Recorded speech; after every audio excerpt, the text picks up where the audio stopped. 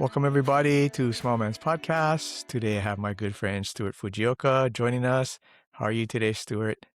Oh, pretty good, pretty good. I just got off work a little bit early, and so uh, I feel right. Although like late in the afternoon, as old guys, mind starts to wander a little bit. We try to I stay on hear you. task here. I hear you. I hear you.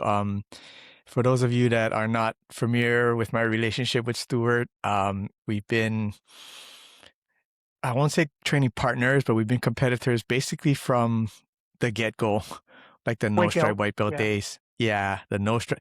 I found a clip that we can cover, but we looked like we were zero stripes. We were like brand new when we competed the Mhm. first time. So, why don't you tell us where you train out of and what color belt you are? Oh, and actually, I know you. I met you when we was little kids because my auntie and uncle lived right up the hill from your family.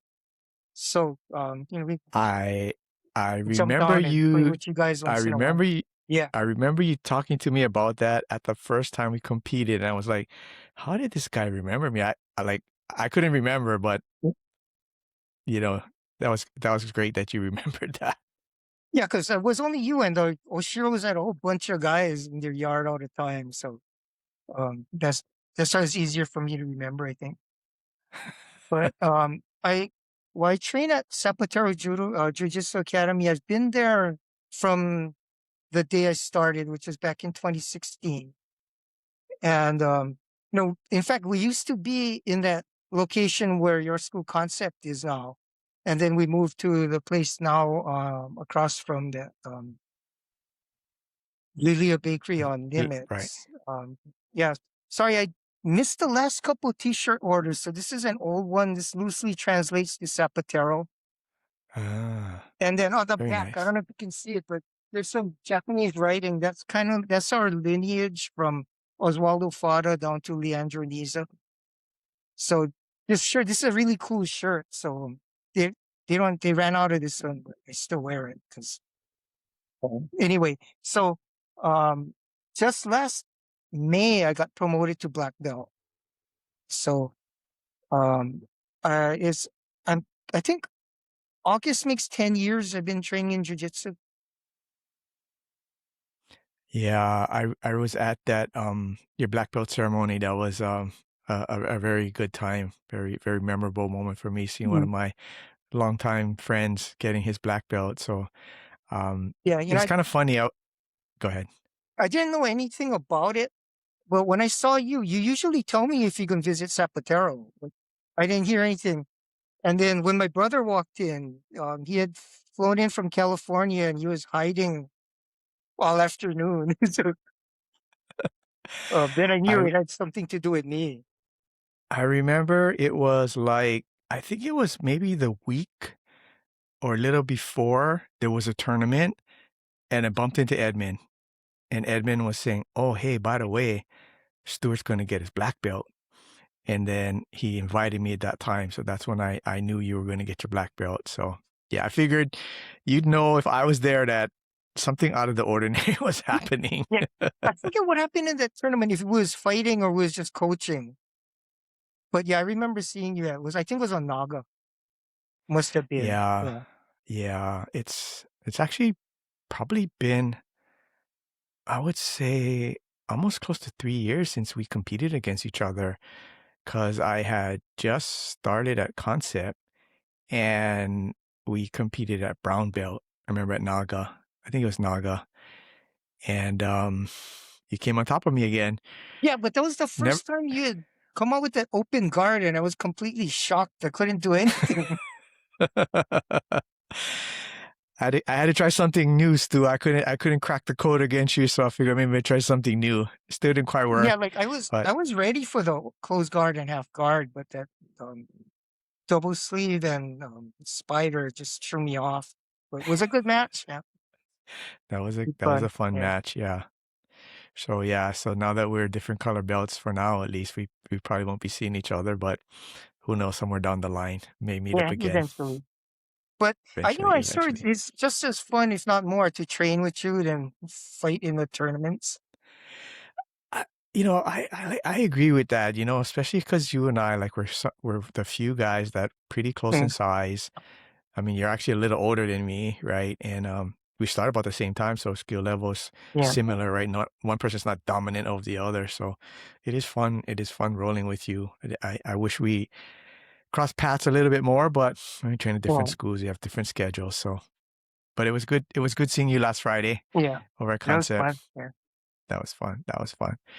All right. So you started 10 years ago, right? I mean, I usually ask people if you can remember your first day. I know we're kind of older age, so kind of remember hard to remember the first day, but is there any things that you remember from the early days when you first started that kind of stood out to you? Well, yeah, well, this happened because I was coaching judo at Roosevelt High School because my kids are on the team, and some of the coaches said, "Hey, we'll go enter Naga," and I was the first one to say, "Oh hell no, I ain't doing jujitsu." But after a few beers, I thought, yeah, maybe I could do this. And so I asked the wrestling coach Ted Canedo. I think you know him, yeah. Yeah. Yeah, Yeah. I asked him where to start jujitsu, and he pointed me to Zapatero. So I went over there, and you know, I've been doing judo for a long time, and I'm pretty capable in the mat work aspect, especially. So I thought, shouldn't be too hard, you know. Um, so I go to then I don't remember what the technique was, but went through a lesson. I was too stiff to do whatever Kyle Takao is. He was in charge at the time, but I was too stiff to do what he was teaching. But anyway, then rounds I got really bust up because I didn't know all these things you're not supposed to do, and so um was was not I don't know how many times I got choked and armbarred and stuff, but everybody was nice enough to let go as soon as I tapped there. And one thing that I guess impressed me was that I had heard that there's a lot of knuckleheads in jujitsu that throw you into the wall and stuff, but the Zapatero guys, even if they're winning, if you close to the wall, they just stop and pull you back in the center Mhm. and start all over. So it that you know I realized that they're actually very safety minded. But yeah, I was getting beat up for a long time, and but I needed to keep training until that Naga tournament because I had signed up for it. So we did that, and that was the first time we matched up, I think. Yeah. Um, Yeah. and then, yeah, after that, I thought, well, I cannot quit while I'm this sweaty, 'Cause I think that's the yeah. We will talk a little bit more about that, but yeah. Um, so I just kept going. Was there a point where you felt like, yep, I really like this and I keep going versus I'm shitty, so I cannot quit? Did it shift at some point? Yeah, some there's a lot of debate about the importance of rank, but what after that Naga tournament, a few weeks later, I got two stripes on my white belt, and I thought I halfway to blue belt, and I can quit now. And so then I did eventually get a blue belt, and I'm still here. So Yeah, so I normally ask people, like, you know, could you envision yourself doing jujitsu? So I guess initially the reaction was no, right? But I mean, I guess a couple beers and some small peer yeah, pressure kind of got you going down that path. yeah, because I was doing judo for many years, and I didn't have a high opinion of jujitsu, um, because the um, I guess there's not as much tachiwaza standing, Mm, not as mm. much throwing. And, because I also started out when I was as a high school wrestler, um, the hold down is so useful in judo. I think it's probably the best way to win. But in jujitsu, I didn't realize that's just the beginning. From there, you gotta work for choke or armbar or mount or whatever. Yeah. Right, right. So, um, when did you start judo? Judo, I was on the team in high school, but I didn't really like it. And so when I turned 30, I thought I was old, yeah. Got a near midlife, so I better do something different and get in touch with my Japanese roots and stuff. So I went back to the coach from high school, Stanley Ida. He was running the YBA Judo Club by then. So I went over there and there was some guys that I knew from they were high school wrestlers. One in particular, Scott Kaneshiro, he's still my friend to this day, but he lives in California. But yeah, so um, I started doing judo at age 30. And at the time, that was old. Yeah. But, now you look jujitsu, you get plenty 30, 35-year-old white belts, even Mm-hmm. to their 40s. Mm-hmm. And I think that's really good. Yeah, I just interviewed one of my friends. He's a 66-year-old white belt. But of course he started 10 years ago and I mean he Uh, had life things happen so but I mean he's still going at it. Yeah. um, S- So you did wrestling in high school. Did you start wrestling in high school or was it like early on? Like what kind of got you yeah, started in wrestling? yeah, back then, never had kids programs. And um, McKinley was only from 10th grade. So when I was in ninth grade, I used to catch the bus from Kononoko Intermediate to wrestling practice. And that was really early. That was considered really early to start. Most guys would start wrestling in 10th, 11th grade back then. Mm-hmm. So like when you were like in like maybe middle school or even elementary school, did you play other sports, No, athletics? You never do nothing like that? I had, I came to wrestling with zero athletic experience and I got Oh, beat up really bad. Like I didn't win a match until I think my second year. And you're wrestling every credit. week, so that's a lot of losses. Hey, credit to you, man. You stuck it out. You never gave up. Mhm. Okay, so I mean, shifting back to like jujitsu, right? So you and I, we're older guys, right? And I don't know about your school, but the majority of my school, the guys are in their 20s and 30s, right? I mean, they're like physically and whatever. Just it's impossible for you to match up. Like, what's the demographic look like at your school as far as age wise? Um, there's a lot of 20s, 30s, but we do have guys in their 40s and 50s as well. And I'm 65, so I think I'll always be the oldest. Yeah, Nobody's gonna catch me. I think the closest guy at our school is like 44. I think he just made 44 like yesterday or something. Um, So we got a lot of younger guys and um our school is definitely it's not pushed but it's the focus is on competition. So a lot of um, the people that come there are competitors and they push hard. Yeah. Um, I guess there's a few hobbyists more in the beginner classes, but the upper level classes, they're all pretty much interested in competition. um, Because you guys have a few people that compete out of Zapatero too, right? yeah, it's a minority of guys, but you know the and then but then we know which guys are getting ready for a tournament, so we kind of like make them work on their guard pose and um, mhm, match time and you know, Hmm. so forth. So I, I gotta yeah, say, right. like I gotta say, I go to the tournaments and I watch Amber compete. Amber is tough, man. Yeah, I don't know she's if you, really good. I don't know if you, I don't know if you roll with her, but she looks like a tough roll, man. She just got Yeah, that jujitsu body style. She's tough, man. yeah, her technique is sound and she's flexible. So just I'm not there to win every round anyway. So Mm, right. I it's see fun. I see too that a bunch of admin and some of the other guys, I mean, probably you're not into it too, but they go to like some kind of fit, like a strength and conditioning kind of thing. Kind of looks like they're doing it on the regular.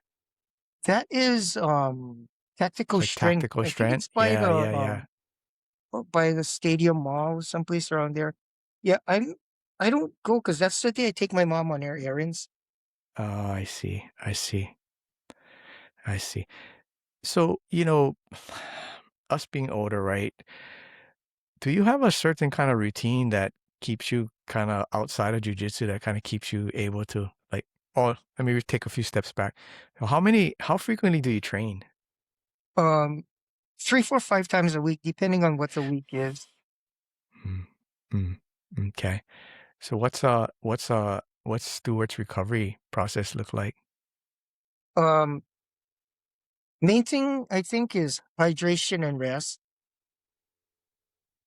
And I don't know how it is for younger people, but one thing that gave me problems when I first started was I had knots in my neck, and I still thought the more often I train, the better I'm gonna get.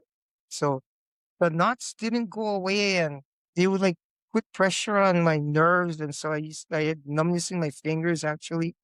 So I realized that it's really important to massage those things out.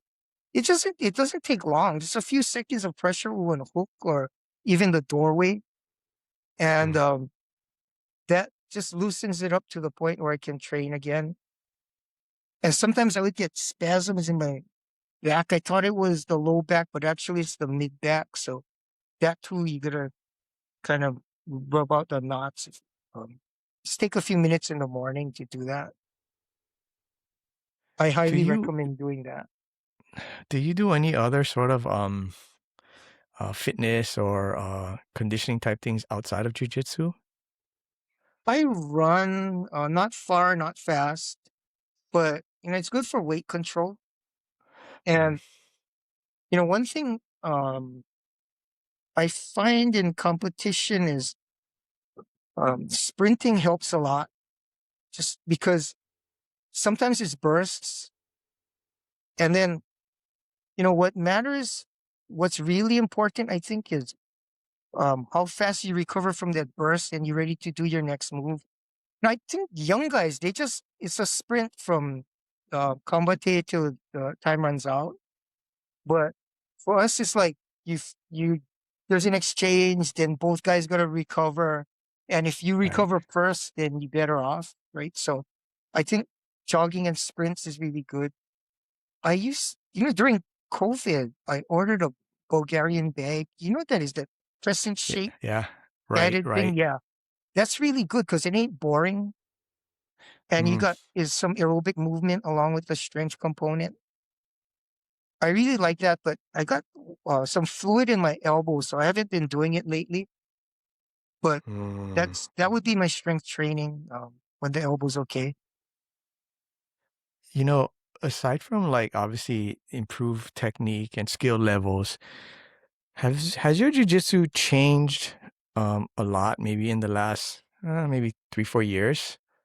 Yeah, I think with every rank, um, I've picked up some new stuff. You know, I, I think I just use those those belt colors as a milestone. But like at one time, I thought, well, there's four basic components to jujitsu, right? Takedown, guard, pass, and submit. So I thought if I can do 3 out of 4, that's good. So if I lacking in the guard game, well, I'm still okay. I can live with myself. But then, I after a while, I started to realize that if I'm gonna be here for the long haul, and I might have to teach one day, I gotta know all aspects. So I started working on the guard, and so I think what I'm proudest of is the last couple belts I've been doing more guard work, and you know, but at the start of a round, I still gonna come out on like one knee up. Um, it's not my first inclination to fall on my back. So, but anyway, yeah. So that I think I think everybody evolves, Mm, and mm. that was the path my jujitsu journey has been going. It's kind of interesting you say that, right? Because I was kind of similar to you, right? I had 3 out of 4. Like I played guard, I did the other stuff, but I wasn't a good passer. Like I had no skill in it. I had no idea what I was going to do. But fortunately with Carter, I got a built-in coach in my house, right? So with Carter, he's been helping me to improve my Oh, passing game. Because just like you, right? I mean, when you become a coach, you kind of say, "Oh, I don't do that, right? I don't know what is that, right?" I mean, you got to have some idea on Yeah. how to give guidance, especially to a white belt beginner person, right? Like if the purple belt, brown belt is asking you, then you're like, "Bro, you're probably better at that than me." But You like know, a new guy, you got to kind of give them some feedback at least, right? What do you what do you think? I mean, if you could think about it, right? You know, it's not something that maybe might be easy to come to mind, but what was the belt that you had the most fun at that you felt was like, okay, I enjoy this belt. Like, I don't know if you even had one time that you felt was better than the other, but I'm just curious if, because you've been all the belts, if there was one that, you know, I use the word lightly, liked better, even if it's just slightly better. no, I think there is something enjoyable about all of them. But I think from purple belt up, I felt more comfortable about trying to help people with uh, what they might be lacking, or if I see a mistake, I was more confident in helping them address it. Okay. Okay. Yeah. So I guess just like us, right? We enjoy helping people, especially the ones that you can see them. They got the desire to get better, so you spend a little more time with them. Yeah. So I know that I think Edmund teaches all the classes there. Yeah, at Yeah, Zapatero. Mm.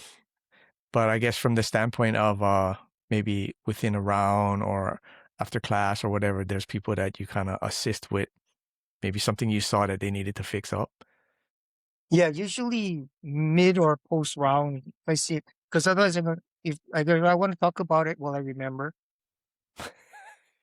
And there's Yeah. sometimes when Edmund travels, we cover his classes, so I get to teach the Uh, kids. Yeah. Okay, okay. That's right. You guys have a kids program there too, yeah. So how how many kids you think comes to the kids program over there? Anywhere from one to a dozen, depends on the day. Ah, interesting, interesting. Oh, Has the kids program been there for a little bit? yeah, I'm not sure exactly how long, but it's been a couple of years, I think. Oh, okay. Okay, yeah. I mean, I've seen a lot of places where the kids will start and then with a little luck the parents get involved and Mm. then the parents start to take it, yeah. So, cuz you're I know for a while is your daughter still doing it too? Yeah, she's a blue belt. Ah, okay. Okay. I remember coming there a couple of times. I rode with Yeah, her a few she times. she goes to medical school, so there's a lot of demands on her, but she's Mm, been able to manage at least once, twice a week, which is really good for her sanity, I think. yeah, there's a lot to be said about the mental aspect of Yeah. jiu-jitsu beyond just the physical piece, yeah. All right, let's talk about your competition history, All right. right? So I'm gonna try something new. So give me a second here. Let's see, where is it? All right, hang Hands up. on. Okay, so I don't know if you Yeah, can let's see see it my now, blue but eyes. this is you and me back in Yeah, this was like 2016, our first time. Well, first time we met up. 2016. This is my weak attempt at a guard pull, and of course you're on top, working your way around me. This is, I guess, this is stuff that you show like the white belts, like, yep, even though we're at the high level, we started off at the low level. You're doing a good job of pinning me. It's a halfback. Get that left knee in. Left knee in. As, Back. Get your leg in. I think you got me on points on that match, if I can recall correctly. And of course, I have my coaches yelling at me, this, that, the other thing. I don't know what to do. That was a fun tournament. Yeah, that was a close match. But when I look at that's how we was at white belts, and you look at the white belts now, and I think, my God, they're so much better. Yeah, yeah. I don't know if the availability of information like internet, the sources they're getting it, or the teaching styles that people are using, or something. But yeah, seem I guess we're older guys too, so we weren't like trying to beat each other up. True, Some true, gu- but yeah. some guys were But really just the hard, right? level of knowledge now seems a lot higher at white belt. Yeah, yeah, for sure. I guess, the teaching, like I said, the teaching methodologies and all of those other things probably come into play. I know that when I started, a lot of people were still watching DVDs, right? That was kind of the source of information. Nowadays, I mean, you can't even find a DVD player if you had a DVD, so it's harder to come by. I mean, everything's at your fingertips with your computer or phone now, so it's so easy to get to your information. All Yeah, because right, so that was you got go your ahead. instructor, you got YouTube, BJJ Fanatics. So there's so much information. Like I remember when I was learning judo, um, I would buy books, and if I could get one good technique out of that $20 book, I would think it's worth the investment. But yeah, that's how it was. There was some VHS tapes, but not that many. um, Yeah, Later on, it became yeah, the DVDs. Yeah, but no, you just Google whatever movie you want to try and learn and find something. yeah. And I think, like it's still a little prevalent because I hear about it still existing, but the cross training back in those days were frowned upon because, I mean, realistically, the source of the information was primarily your instructor, right? Your coach. So guess they didn't want their secret techniques getting out. But nowadays, I mean, AOJ is pumping out the stuff that they're doing. I mean, like the highest level people are showing you what to do. So there really aren't any more secrets. Yeah, I feel like there's no secrets, especially because the move is worthless unless you practice it. So you got to put in the work if you're gonna use the guy's secret move. Yeah, exactly. Exactly. All right. So let's circle back to your competition Oh, okay. history, right? So I know that, okay, so correct me if I'm wrong, but you took gold at blue, purple, and brown at Masters, right? World Masters, yeah. Um, Yeah, that's 2018, I went to Vegas and won the. I was able to win the blue belt. That was Master Six when we was young. But, uh, but that came after a miserable losing streak. I think my first year of blue belt, I didn't win a match until till World Masters. But that was a benefit of getting beat up by younger guys. mm, mm, You just gotta tell yourself, hey, this is not the this is not the target event. This is just learning and experience. So then, then 19, I didn't go, and then we had COVID, right? So mm, I didn't mm. go back until 2023. No, 2022. And then that's when I entered purple belt. And that was the first time I also entered the open weight. Because IBJJ, as long as you take a medal, you can sign up for open. And so I got stuck in a closed guard and I didn't win that time. Then brown belt was the following year. Yes, I was fortunate to win that one, and then open. I got stuck in something frustrating, and I didn't place that one. But yeah, then the following year I didn't go. That was 2024, but I sent my enforcer instead, and so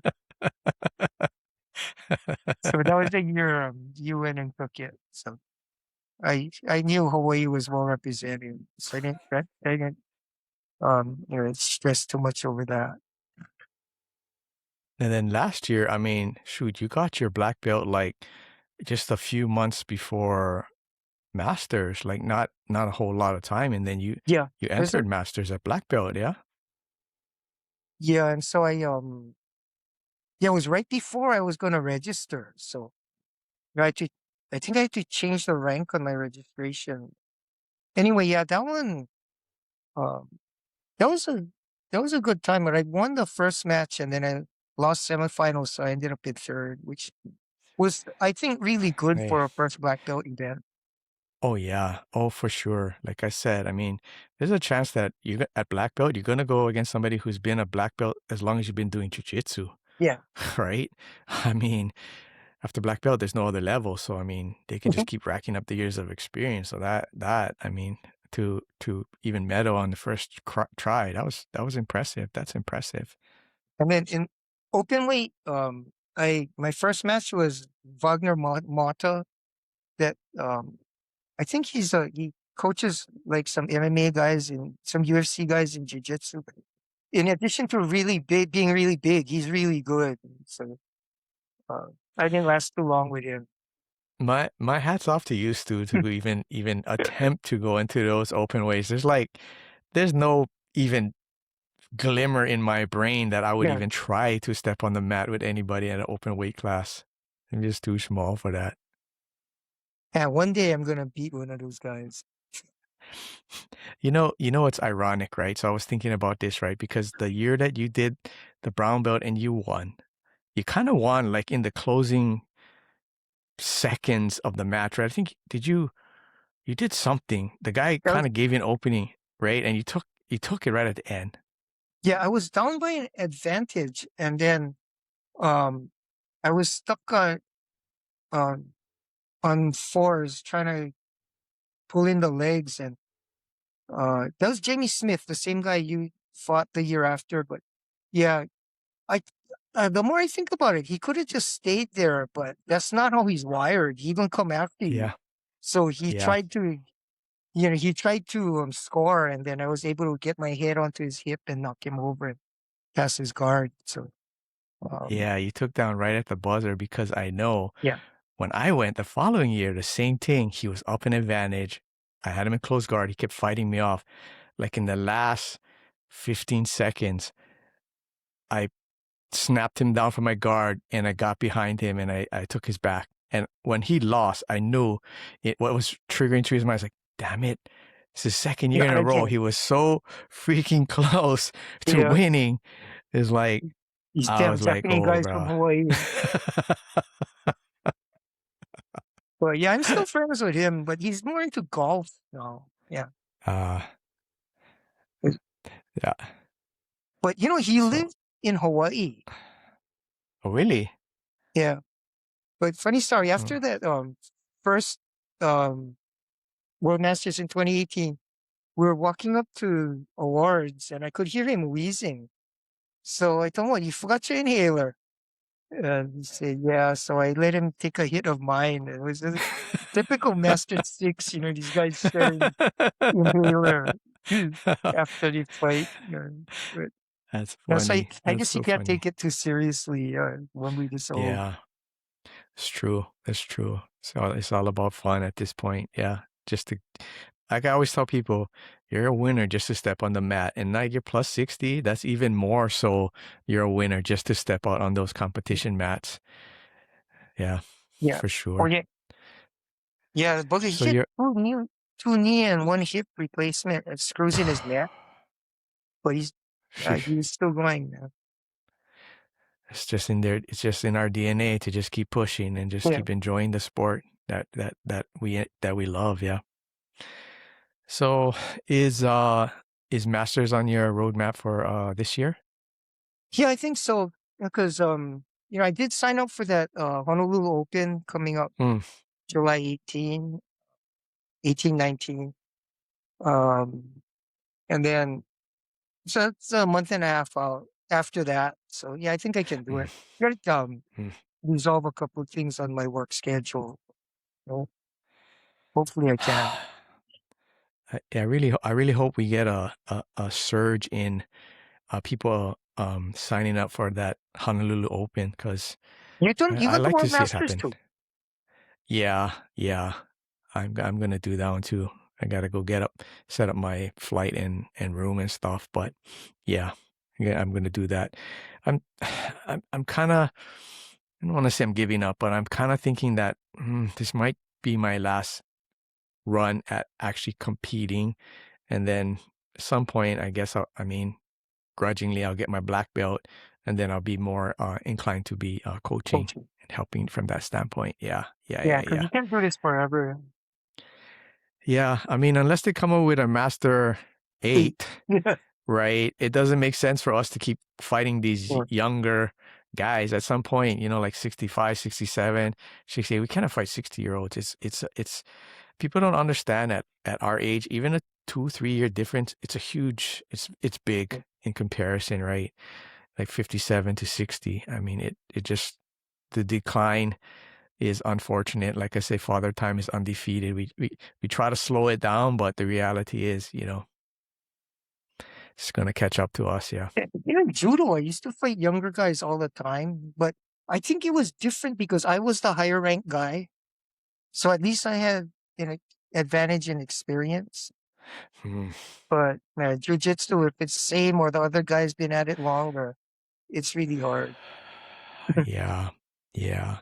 Even for me, I don't know about you, but when I train now, it's changed a lot, where before I could just keep rolling with people till the class was done, and even after the class. Now it's kind of a little bit less.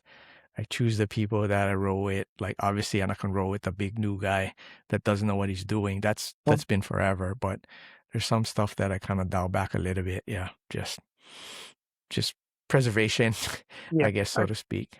I'm not too proud to take a couple rounds off, just watch or talk to somebody about, what's up with their game. So every time somebody posts a Instagram story of Zapatero training, I'm usually either losing or slacking. Yeah, Yeah, you because gotta over rest. Yeah, it's yeah important.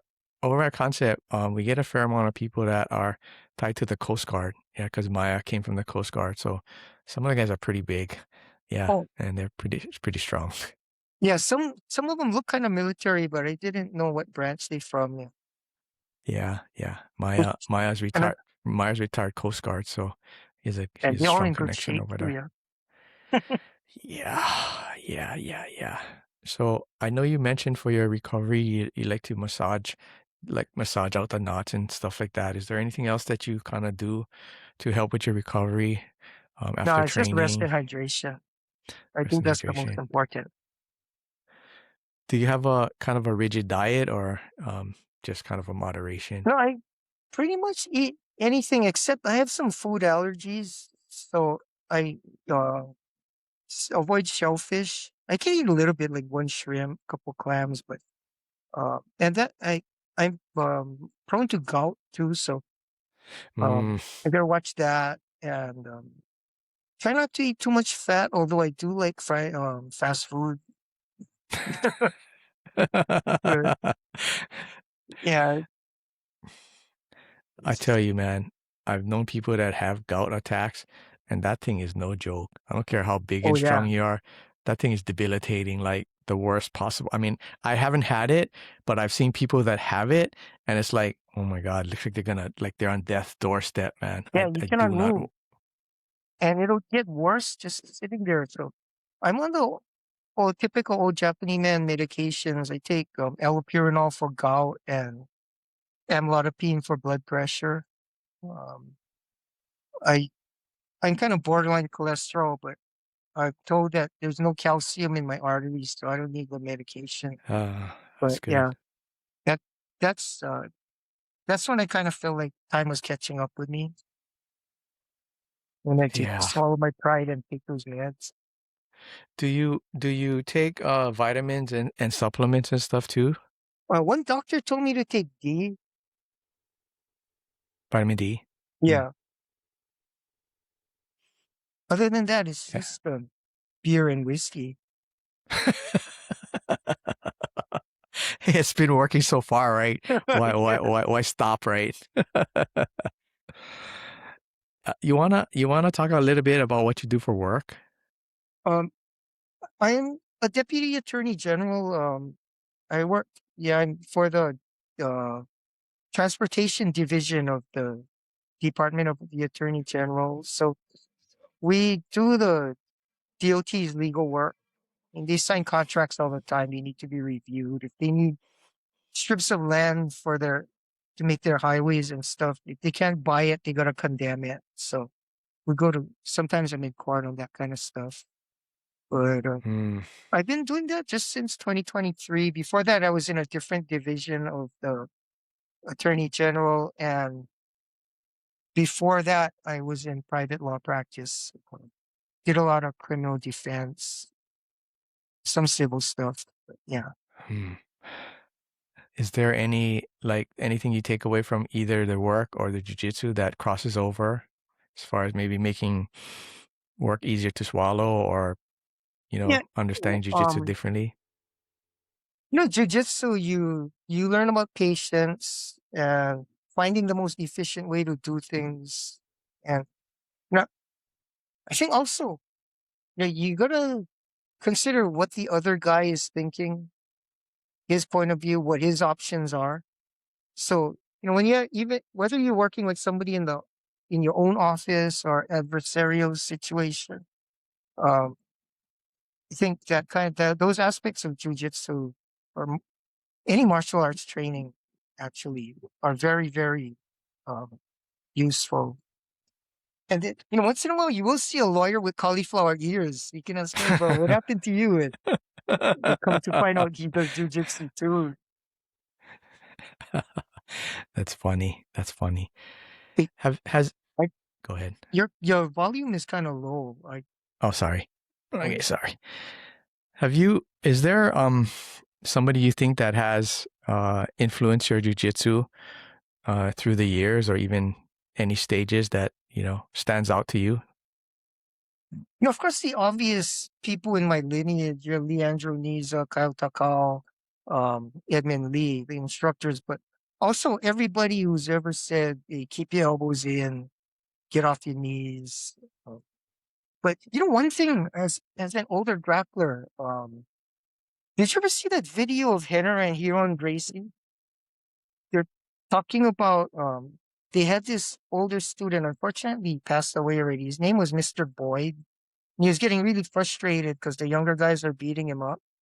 So Henner and Hiron studied it, and what they determined is that if when if your partner is for like each 10 years younger, you gotta figure he's the functional equivalent of one belt higher than the one he's wearing.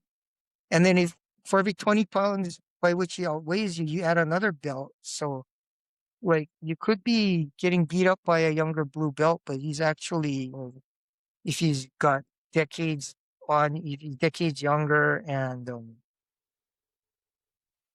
much heavier, he could be the functional equivalent of a much higher ranked guy. So, Yeah. that was really encouraging to me when I saw that. Yeah. One of the other, and it's good that you bring that up because even as I've crossed paths with, some of the students that we used to train with, right? And they would say, Oh, "Oh, this person always does this, always does that." Oh, who are you comparing yourself to? mm, Yeah, they're half your age, or they got 40 pounds on you. Of course, they're going to be able to do mm, those things. I said, the person was your age, your belt, and your size. Okay, that's different. We got to talk about fixing up your technique, but you're competing against somebody that much younger and that's such big difference in size. It's really no comparison. Yeah. They actually felt a little better after that. Like, oh, okay. Because all they see is, right, oh, this guy keeps passing my guard. mm. Well, yeah, he's like your son. So he's like 20 years younger than you. What do you think's going to happen? Like my brother, Ken, he lives on the mainland in California, but he started training. He's 5 years older than me. He started training when he was, I think, 61 or 62. And, one Oh, day he was telling me that he got bust up by this guy. I told him, well, flip it around. How you think you would do against some guy who was 90 years old and 185 pounds? I think you would acquit yourself quite well. Yeah. So, it's true. I mean, Super there's some true. Yeah. flaws in that hypothetical, but it is true. I mean, if you was the bigger and younger guy, you know, it would be uh, Yeah, it would be pretty different. much, Yeah. you'd be inflicting the beating that you're taking. So, Yeah. I I think too, sometimes people train, but they're somewhat oblivious to who their partner is. you So they don't take into account stuff like you said, they're younger, even they're female. So, I mean, we train with kids, right? So like, know, imagine if I went hard against a kid, like what's the point? They're not getting anything out of it. yeah, The but fact, I must say though, all of my training partners are really good about accounting for my age and lack of flexibility. that's super good, man. That's good. Cause I still have to remind some people like, hey, I think I could be like almost your grandfather, like kind of dial it back a little bit. And Yeah, I tell them, like if you just pin me down for the whole round, you experience one situation, right? But if we transition, now you might see 3, 4, 5 different scenarios that can help you. Use me in that fashion. yeah. Especially if you're a competitor, you are not going to face somebody like me in your bracket ever. There's not going to be a 60-year-old man in your bracket. But I think part of coaching too is you gotta teach guys how to practice.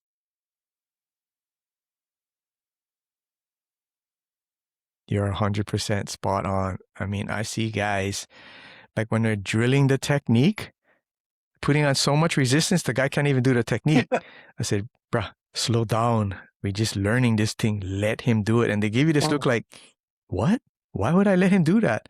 Because we're learning the technique, It's not Yeah. like a full-on roll. But it's hard for them to separate the live action Well, versus like not the everything is static a death learning. match. So.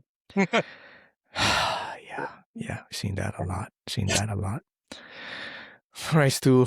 Um, I'm gonna start to wind this down, but I have some questions to fire at you. Okay. So I know you just started playing guard, but what's your favorite guard? Um, I would say shin to shin, but you can't always get it. So let's say any seated open guard, Seat open guard. Okay. Favorite submission? skirt choke, Takedown or guard pull? takedown. Favorite gi brand? I'm not brand loyal. I buy keys for the color. So I Okay. have the The interest. I Go ahead. have the whole rainbow. So interestingly, I was gonna ask you the next question is what's your favorite gi color? Um, I my favorite key is the yellow one, but I'm Yellow. not gonna be I able think to get a new one because I think Valor stopped doing retail sales. But you know, I do. I strongly believe that we do have to support the local brands, though, especially Day by Day and um, Vandal. So mm, I don't know. Day by Day, it's just kind of. I think it's a kind of funny story, but I didn't used to wear Day by Day, and then at Fight to Win, I saw AJ Mendoza getting ready for his match. So I told him, hey, I don't wear Day by Day, but if you win, I'm gonna buy one gi. And he won, so that's why I ended up buying my first Day by Day gi. you gave him extra motivation. Huh? So, That's funny. um, and then I think Vandal when I first started, my my mom and brother gave me one Vandal gi, and I've used it a couple of times in World Masters. It's red and black, so I was gonna wear something else in the 2023 Masters, but then that Lahaina fire happened, so I thought the least I can Mm, do is wear black and red. I had to mm, lose one extra mm. pound because it's heavier than my other gi, but it's okay. But on the subject of equipment, one thing I think that gets overlooked, and sorry to digress, but Nope. the one thing I think gets overlooked is I think everybody should have a good belt, Mm, especially mm. you work hard for that rank and you're going to be wearing it for a while. So I feel really strongly that you should get a belt that you really like. You have a favorite belt brand? Well, I usually go to Kataro or Eosin Panther because they embroider it. But Very otherwise, nice. yeah, there's some really nice belts out there like Half Sumo, Kikoa. There's a lot of origin, lot of good belts out there. You should spring for one when you get promoted. You Yeah, deserve it. for sure. I think we have a Keikoa belt. Yeah, for sure. Favorite training partner? I would have to say my daughter Haley, because I mean, I think it's a different relationship from you and Carter because we didn't start at the same time. Hmm. But I think it's kind of the same in that you can um a- attempt you can workshop all kinds of stupid stuff, and if it doesn't work, she ain't gonna tell anybody because she's family. And if it does Have work, you? then both of you can improve. There you go. There you go. Have you ever had to use your training outside of the gym, like maybe in like a self-defense type situation? Not in terms of getting into a fight, but just de-escalation and Mm, um, that's looking for an efficient solution, that kind of stuff. de-escalation is 100% what I tell everybody. Use your words. Yeah. Yeah. Uh, Best training advice that you've ever received? It's training advice.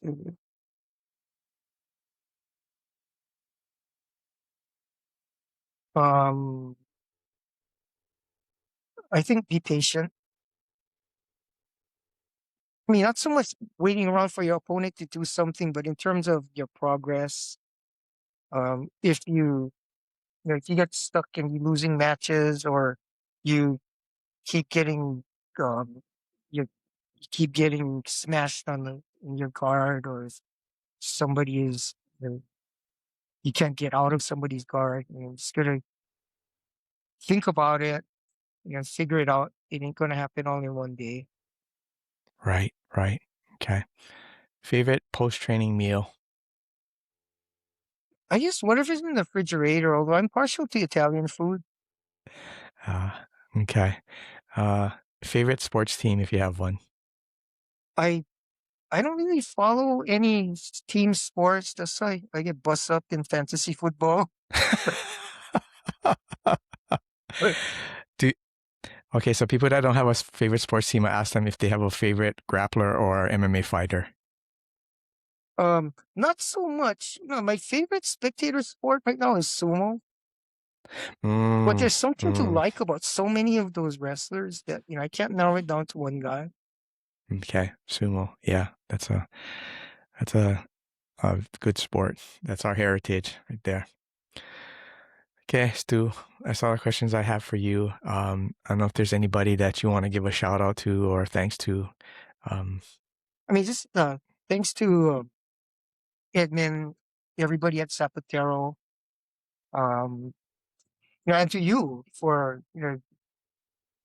s- uh, for this platform and giving people an opportunity to tell their story and just spread jiu-jitsu where otherwise might not be accessible to people who are thinking about starting or want to know what uh, wanted to know about this guy or that guy. Because I've watched a few of the episodes, and there's some of the people I know, some of them I never knew existed, and their stories are really interesting. So, mm, mm. thanks for just making this, creating this opportunity. Really, Thank you. I'm thankful for our friendship over the past, well, the jujitsu decade now, friendship for yeah. the past 10 years. Yeah, the past 10 years. And I mean, again, I'm in awe that you remembered me from like childhood days, bro. That was super long time ago. But yeah, super thankful for our friendship. And jujitsu was able to bring us back together. So that's super cool. All right, Stu. From Small Man Jiu-Jitsu, thank you for taking that time out of your day to share your story with us. I'll catch you on the next one. Oh, and if your viewers cannot tell, Uh, I'm small too. It's featherweight, it's light featherweight. So, Part of the um, Small Man Jiu-Jitsu team. I love yeah. it. That's the way. All right. Okay, Stu. All See right. you Thanks, later. Robin. Appreciate it. Awesome. Take care.